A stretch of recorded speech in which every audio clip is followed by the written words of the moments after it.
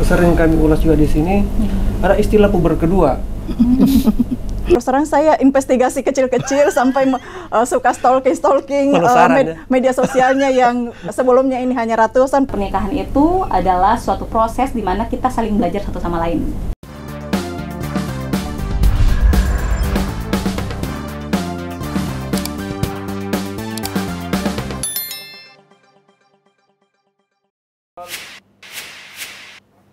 Ya, Assalamualaikum warahmatullahi wabarakatuh. Selamat siang dan salam sejahtera buat kita semua. Senang rasanya hari ini kita bisa kembali bertemu dalam sebuah acara yang selalu menarik perhatian publik, karena meja redaksi itu mengangkat tema-tema yang lagi update, sedang aktual di tengah masyarakat.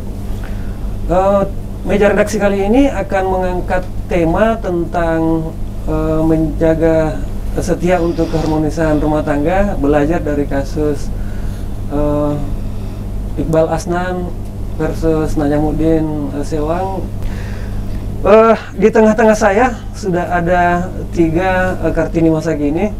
Jadi mumpung masih berkaitan dengan Hari Kartini ini, seluruh pemateri kita atau pembicara kita, narasumber kita semua berasal dari kalangan perempuan.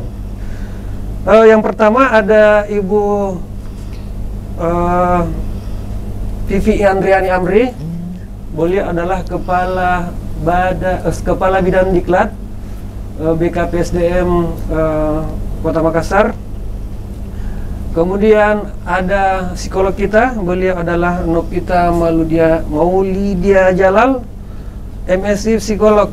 Beliau adalah akademisi UNM yang juga dosen Fakultas Psikologi Universitas Negeri Makassar.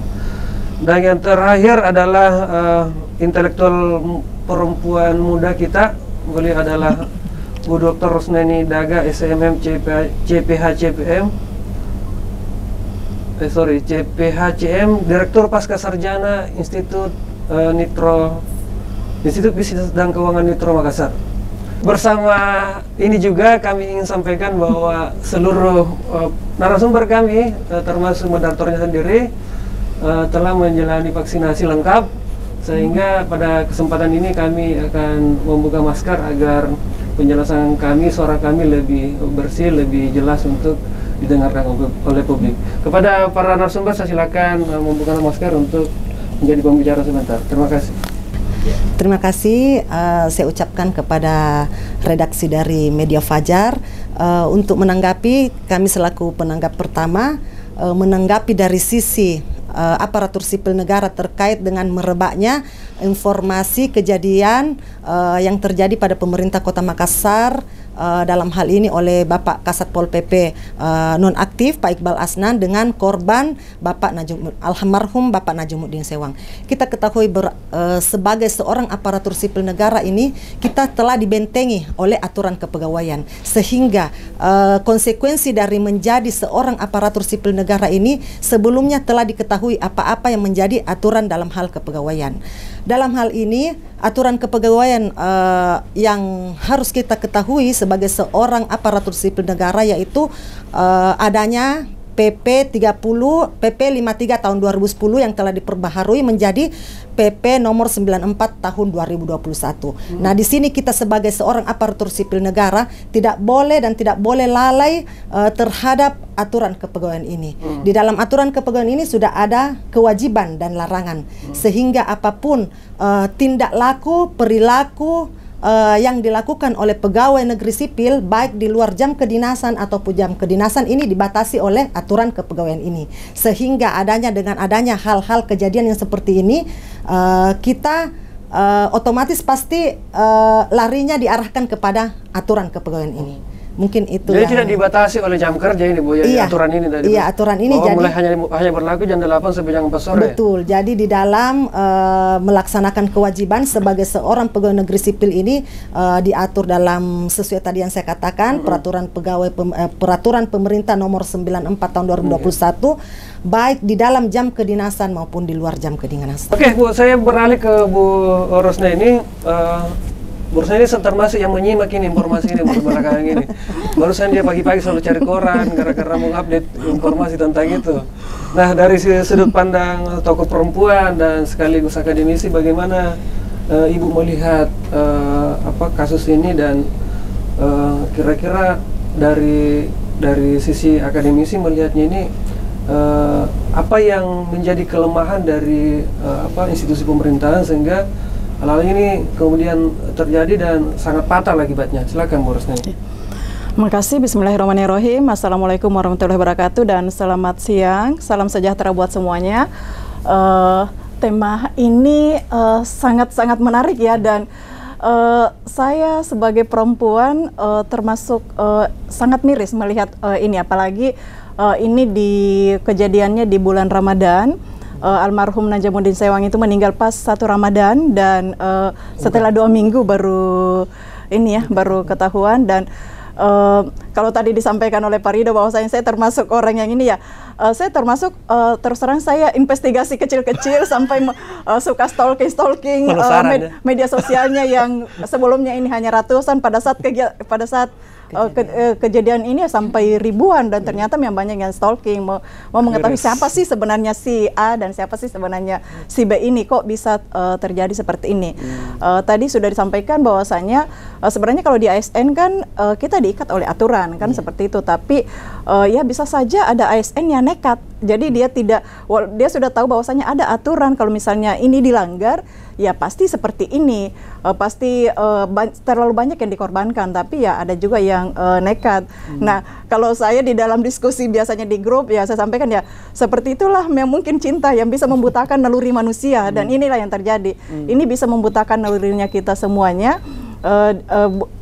Bukan kita semuanya, tapi orang-orang yang terlibat di dalam situ, dia menjadi buta karena ya semuanya dikorbankan, semua dikorbankan, karir jadi korban, keluarga jadi korban, semuanya dikorbankan, yang puluhan tahun dirintis dan sudah sampai di puncak hanya sekejap itu hilang semuanya.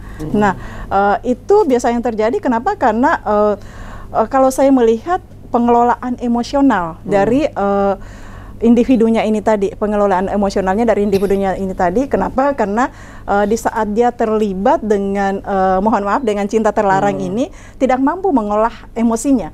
Kenapa saya katakan tidak mampu mengolah emosinya? Karena di saat misalnya mungkin hanya ada laporan bahwasanya si A ini main juga sama ini, akhirnya ya dibuatlah mungkin ya sekarang yang terjadi seperti itu. Jadi saya selalu ini kan bahwasanya jadi pejabat itu bukan hanya intellectual quotient yang harus diperbaiki, tapi emotional quotient. Kenapa? Karena ini yang paling susah ya yang kita lawan, bagaimana kita bisa mengolah emosinya kita, apalagi ketika diperhadapkan dengan masalah seperti ini. Kira-kira dari sudut pandang psikologi bagaimana melihat persoalan ini, Ibu? Kemudian secara teori kira-kira kenapa ini terjadi? Silakan, Ibu Novita, silakan. Baik, terima kasih banyak Pak Ridwan. Terima kasih banyak kepada Fajar karena telah mewadahi kami di sini untuk memberikan edukasi, karena sebenarnya banyak hal yang dapat kita pelajari pada kasus ini. Nah, di sini nanti saya akan memberikan edukasi secara psikologis, namun tidak menitik beratkan pada kasusnya. Karena kenapa? Kasusnya sementara berjalan dan secara profesionalitas saya tidak melakukan asesmen secara langsung ya. Jadi saya akan memberikan sebenarnya ada apa sih dengan rumah tangga.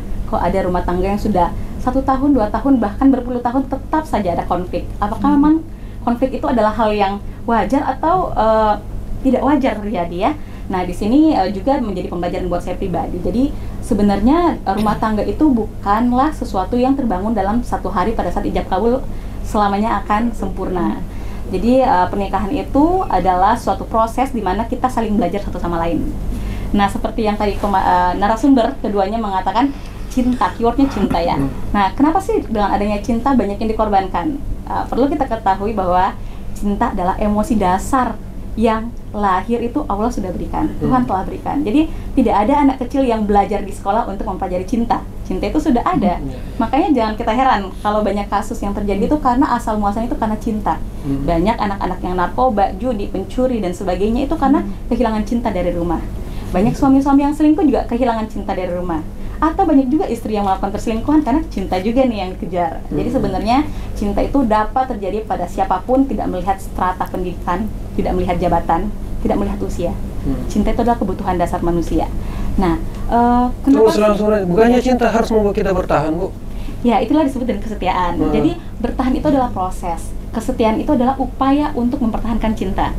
Nah, kesetiaan itu akan terjadi ketika ada usaha. Ada usaha dari kedua belah pihak. Jadi rumah tangga itu akan jauh lebih harmonis ketika kedua belah pihak itu bersama-sama berusaha. Namun tidak tertutup kemungkinan ada pasangan yang hanya salah satunya saja nih yang terus belajar, yang terus mengalah, yang terus berkorban. Satunya tidak. Kenapa bisa terjadi? Nah, kita lihat dari sudut pandang psikologis. Setiap orang itu berbeda. Kembar pun itu bisa berbeda pribadinya. Nah, kenapa sih ada suami yang tidak setia? Dicek dulu motif atau hal-hal yang terjadi sebelum pernikahan ada apa? Ada apa dengan kepribadian? Kenapa beliau itu mengelola emosinya kok meledak-ledak? Misalkan tadi ya dari data yang dari narasumber satunya, tapi saya kan belum mengecek bagaimana kondisi emosional sebenarnya. Jadi dalam pernikahan itu kita tidak, saran saya untuk masyarakat memang sangat perlu melihat apa yang terjadi sebelum pernikahan. Karena kenapa? Dalam pernikahan butuh penyesuaian. Seorang pasangan yang tidak mampu menyesuaikan diri dalam pernikahan nanti akan menimbulkan konflik yang berarah ke arah negatif. Contohnya perselingkuhan, perceraian, ketidakpercayaan. Karena kekerasan barangkali juga ya. Dan kekerasan berujung kekerasan. Jadi sebenarnya kenapa sih kekerasan bisa timbul? Kekerasan itu kan sebenarnya powerful ya. Artinya seseorang ingin mengatakan bahwa saya itu punya kekuatan. Artinya apa? Orang itu pasti memiliki kelemahan. Nah, di sini kenapa kekerasan itu bisa terjadi? Bisa jadi karena ingin menunjukkan bahwa saya punya kekuatan. Saya ingin dilihat sebagai seseorang yang memang mencintai Anda, atau ada seseorang yang merebut kepemilikan saya, sehingga dengan memperlihatkan tindakan kekerasan itu menunjukkan bahwa saya lebih kuat daripada Anda. Saya yang berhak untuk memiliki sesuatu pada Anda. Power, Bu ya.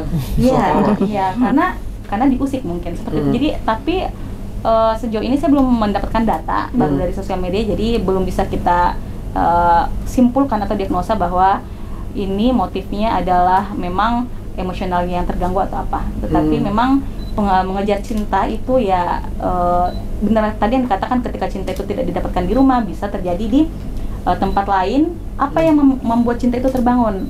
Jadi cinta itu ada 3 bisa terbangun. Ini juga pelajaran buat saya. Pertama adalah passion, hasrat. Jadi cowok bisa tertarik dan cewek siapapun itu meskipun dia menikah karena tertarik secara fisik, atau tertarik secara kalau diajak ngomong kok nyambung ya, kok dia cerdas ya, klik gitu. Kalau istri saya kok nggak klik gitu ya, dan nggak bisa merespon dan tepat gitu.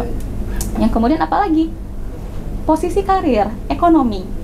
Kalau saya dengan dia kok kayaknya saya lebih bisa terbangun ya, karir saya itu bisa menanjak. Kalau sama yang ini saya stagnan atau mundur. Jadi hasrat, apalagi hasrat seksualitas gitu ya, kebutuhan itu juga dikejar juga.